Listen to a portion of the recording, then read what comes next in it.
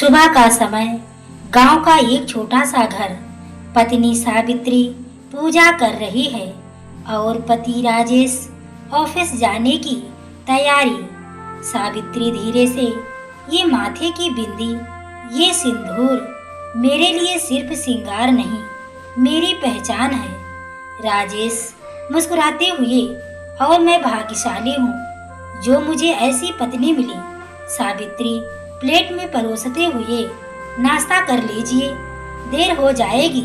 राजेश हंसते हुए निकलता है, पर दरवाजे पर ठहर जाता है। राजेश धीरे से, अगर आज कुछ भी हो जाए तो तुम मुस्कुराना मत भूलना। सावित्री हैरान होकर, ऐसा क्यों कह रहे हैं आप? राजेश बस यूं ही, आज दिल थोड़ा भारी है। पृष्ठभूमि में हल्का सा म्यूजिक कुछ अनकही बातों में छुपा है। सन्नाटा। राजेश चला जाता है। सावित्री खिड़की से उसे जाते हुए देखती है, पर अचानक एक अशुभ संकेत, तेल का दीपक बुझ जाता है। शाम का समय, गांव में अफरा तफरी। एक पुलिस जीप आती है। पुलिस वाला, क्या ये श्रीमती सावित्री है? सावित्री घबराए हुए, जी क्या हुआ साहब? पुलिस वाला धीरे से, आपके पति का एक्सीडेंट हो गया है, वो अब नहीं रहे। सावित्री के हाथ से थाली गिर जाती है। आंखें सुन, पीछे बच्चे की आवाज, माँ पापा कहाँ हैं? वो कुछ बोल नहीं पाती, बस आसमान की तरफ देखती है, जैसे भगवान से पूछ रही हो। क्यों? 13वीं के बाद मोहल्ले की औरतें बातें कर रही हैं। एक औरत, अब देखना ये विधवा कितने दिन तक ऐसे सजेगी। दूसरी औरत, अरे जवान है, पता नहीं कब रंग बदल ले। सावित्री सब सुनती है, लेकिन कुछ नहीं कहती, बस चुपचाप चूल्हे में लकड़ी डालती है। रात को फोटो के सामने दीप जलाकर बोलती है, सावित्री लोग क्या कहेंगे ये अब मायने नहीं रखता। मेरा धर्म अब तुम्हारा अधूरा सपना पूरा करना है। राजेश का सपना था अपने गांव में स्कूल बनवाना, ताकि हर बच्चा पढ़ सके। सावित्री गांव वालों के पास जाती है। सावित्री, मेरे पति का सपना अधूरा है, मैं उसे पूरा करूंगी।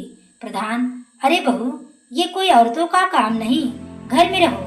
सावित्री आंखों में आंसू लेकर, जब कोई अपना छोड़ जाए तो औरत अंदर नहीं जाती, वो बाहर आकर अपने फर्ज निभाती है।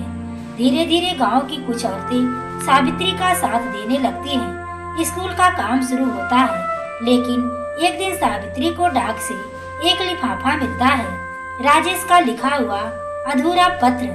उसमें लिखा होता है, सावित्री, अगर मैं लौट ना सका तो जान लेना कि मेरा एक्सीडेंट नहीं, एक साजिश है। मेरे दोस्त ने मुझे धोखा दिया है। सावित्री कांप उठती है, वो चुप नहीं रहती, सबूत जुटाती है और पुलिस के पास जाती है।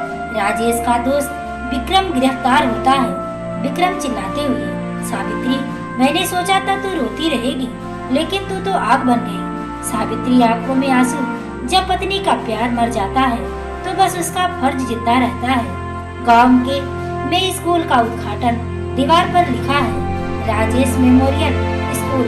सावित्री बच्चों को पढ़ते देखती है, आंखों से आंसू गिरते हैं, पर चेहरे पर सुकून है। सावित्री धीरे से, राजेश, तुम्हारा सपना अब सांस ले रहा है। बच्चों की हंसी, मंदिर की घंटियां और पृष्ठभूमि में सॉफ्ट म्यूजिक। पत्नी का फर्ज सिर्फ घर संभालना नहीं, बल्कि अपने पति के सपनों को जिंदा रखना भी होता है। जहाँ सावित्री का बेटा बड़ा होकर पिता का सपना आगे बढ़ाता है, इसी से कहानी और भी भावनात्मक, प्रेरणादायक बन जाएगी। गांव अब बदल चुका है। सड़कों पर बच्चे साइकिल से स्कूल जा रहे हैं और दीवार पर लिखा है, Rajesh memorial higher secondary school. Classroom में एक युवक खड़ा है, नाम आर्यन, राजेश वर्मा। सावित्री और राजेश का बेटा स्कूल के बच्चों के सामने खड़ा होकर बोलता है, आर्यन, इस स्कूल की दीवारों में सिर्फ ईंटें नहीं है, यहाँ मेरी माँ की मेहनत और मेरे पिता का सपना सांस ले रहा है। सभी बच्चे तालियां बजाते हैं। कैमरा धीरे धीरे पीछे जाता है। सावित्री स्कूल के गेट पर खड़ी है, आंखों में आंसू, सावित्री दीपक जलाकर भगवान से कहती है, सावित्री, भगवान, आपने मेरा सब कुछ छीन लिया था, पर शायद इसलिए कि मैं औरत से शक्ति बन सकूं। आर्यन पीछे से आता है, माँ, आज स्कूल में सभी ने आपकी कहानी सुनी। सब बोले ऐसी माँ हर घर में होनी चाहिए। सावित्री मुस्कुराकर, बेटा, मैं बस एक पत्नी थी जिसने अपना फर्ज निभाया। अब तू वो बेटा बन जो अपने पिता का नाम रोशन करे। आर्यन, मैं वादा करता हूँ माँ, अब यह स्कूल पूरे जिले का सबसे बड़ा बनेगा। हर बच्चा जो गरीबी में है यहाँ पढ़ेगा बिना फीस के। सावित्री गर्व से बेटे के कंधे पर हाथ रखती है। रात सावित्री अकेली छत पर हवा चल रही है। आसमान में तारे चमक रहे हैं। वो आसमान की तरफ देखती है। सावित्री, राजेश, तुम्हारा बेटा अब तुम्हारे नाम को जी रहा है। अब मेरा फर्ज पूरा हुआ। हल्की सी बारिश शुरू होती है। सावित्री की आंखों से आंसू गिरते हैं, मिल जाते हैं बारिश की बूंदों में। स्कूल की दीवार पर लिखा हुआ दिखाई देता है, जिस पत्नी ने अपने पति के सपनों को जिंदा किया वो सिर्फ पत्नी नहीं, प्रेरणा है। नैतिक शिक्षा इस कहानी से हमें यही मिलती है कि एक पत्नी का फर्ज तब पूरा होता है जब वो अपने पति के सपनों को अपने जीवन का मकसद बना लेती है। तो दोस्तों, आपको यह कहानी कैसी लगी? कमेंट में अपनी राय जरूर दें। कहानी अच्छी लगी हो तो वीडियो को लाइक, शेयर, सब्सक्राइब करें। आगे की नोटिफिकेशन के लिए बेल आइकन को जरूर प्रेस करें। पूरी कहानी को सुनने के लिए आपको तहे दिल से धन्यवाद।